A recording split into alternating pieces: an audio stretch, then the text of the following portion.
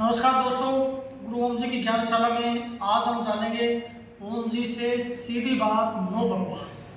मैं ओम जी से कुछ ऐसे जातीय प्रश्न करूंगा जिसके उत्तर ओम जी देंगे।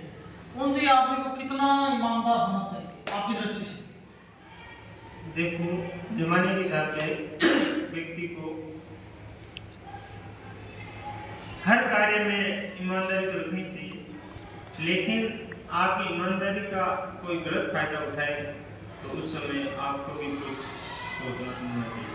तो आपका कहने का मतलब ये है कि आदमी को 46% लगभग ईमानदार होना चाहिए, है ना? तो बाकी का फिर चल जाएगा। वो अपने नॉर्मली बोलते हैं ना कि आपके में नमक जितना समय उतना ईमानदार तो आदमी को होना ही चाहिए। स्वार्थी कितना हो आदमी? देखो, व्यक्ति को क्या चाहिए जीवन यापन के लिए, रोटी कपड़ा और मकान। तो ज़्यादा स्वार्थी होना जरूरी नहीं है। व्यक्ति को हमेशा सदाबहार रहना चाहिए। तो इसकी परसेंटेज कितने माने हैं? 56%, 56% तक व्यक्ति को स्वार्थी होना चाहिए। चलो, ये भी अच्छी बात है। सुबह से लेकर शाम तक व्यक्ति कितनी झूठ बोले जिससे उसका पूरा दिन निकल जाए? तो ज़्यादा अगर आदमी झूठ बोलता है तो उसको बार बार झूठ बोलना पड़ेगा। तो आदमी झूठ कम से कम बोले। झूठ तभी बोले जब किसी की जान जा रही हो या कोई नुकसान हो रहा हो, तभी झूठ बोले। बाकी ज़्यादा झूठ बोलने में कोई फायदा नहीं। ओम जी के दर्शक इस बात का ध्यान रखें कि बेवजह की झूठ नहीं बोले। ओम जी का ऐसा मानना है। बहुत बढ़िया ओम जी। अच्छा ओम जी, फिर इसी से जुड़ा हुआ अगला प्रश्न, आदमी कितना सच बोले? क्या जरूरी है सच बोलना? इसे बोलना तो सच ही चाहिए, लेकिन ज़्यादा सच बोलना ही उसके लिए कई बार आफत बन जाती है। इसलिए ज़्यादा सच भी जरूरत के हिसाब से बोलना चाहिए। ज़्यादा सच आदमी के लिए घातक होता है। कितना ज्ञान दे आदमी अपने आसपास के लोगों को, या फिर ज्ञान दे ही नहीं? तो ज्ञान लेने वाला भी चाहिए सर। अगर ज्ञान लेने वाला नहीं होगा तो ज्ञान देने से क्या फायदा? अगर आप जो बात कह रहे हो वो दूसरा कोई आत्मसात करे तभी आप ज्ञान दे, बेवजह का ज्ञान न दे। एक पढ़ा लिखा मूर्ख और एक पागल में आप कितना भेद कर पाते हैं? ज्यादा खतरनाक है पढ़ा लिखा, ज्यादा खतरनाक है पागल से। यदि एक पढ़ा लिखा मूर्ख व्यक्ति है और सामने वाला पागल है तो पढ़ा लिखा मूर्ख भी ज्यादा खतरनाक है। रूढ़िवादिता में पढ़े लिखे लोग ज्यादा मानते हैं या फिर अनपढ़? सर, आजकल पढ़े लिखे भी रूढ़िवादिता में विश्वास कर रहे हैं। बाकी रूढ़िवादिता आदमी को कर्म करना चाहिए, ज्यादा रूढ़िवादिता में ज्यादा विश्वास नहीं करना चाहिए। बच्चे दो ही अच्छे, और दोनों लड़की हो या लड़के हो, आप इस बात को कहाँ तक जायज मानते हैं? क्या प्रकृति के संतुलन के लिए दो लड़का और लड़की होना जरूरी है सर। अगर लड़कियां होंगी या लड़के होंगे तो संतुलन नहीं रह पाएगा। इससे मेरा मानना है कि लड़के और लड़की दोनों होने चाहिए। लड़के और लड़की की पढ़ाई में कोई भेदभाव नहीं होना चाहिए, क्योंकि लड़की अगर पढ़ेगी तो वो दो गुरुओं का नाम रोशन करती है। तो पढ़ाई में बिल्कुल भेदभाव नहीं, खाने पीने में भेदभाव रखना चाहिए। लड़के और लड़की की आज़ादी में किसे आप क्या दोनों को समानता है?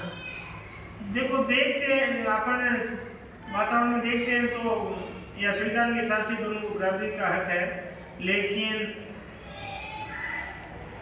इसमें कुछ फर्क जरूर है। मतलब लड़कियों को लोग इतना नहीं दे पाते जितना लड़कों को देते हैं। तो मेरे हिसाब से मतलब दोनों को बराबरी रखना चाहिए। कुछ जो भी उनकी संचित पूंजी है तो उनका बंटवारा दोनों को कर देना चाहिए, ताकि आपस में झगड़ा नहीं रहे। सरकार 50% आरक्षण की ओर बढ़ रही है महिलाओं के लिए नौकरी में, आप इसे कितना वाजिब मानते हैं? तो सही, अगर जिम्मेदारी से काम करे तो अगर महिलाएं अगर ढंग से काम करती है तो वो बहुत अच्छा काम कर पाती है। तो उनमें थोड़ा कार्य के प्रति वो होना चाहिए, जिम्मेदारी की भावना होनी चाहिए। सरकार का प्रयास बहुत अच्छा है। एक पुरुष और स्त्री दोनों यदि नौकरी में लगे तो क्या वो अपने बच्चों को सही समय दे पाते हैं? वो दोनों अपने बच्चों को समय नहीं दे पाते हैं, तो उनको समायोजन करना चाहिए। जैसे बच्चों के पढ़ाई के लिए वक्त देना चाहिए।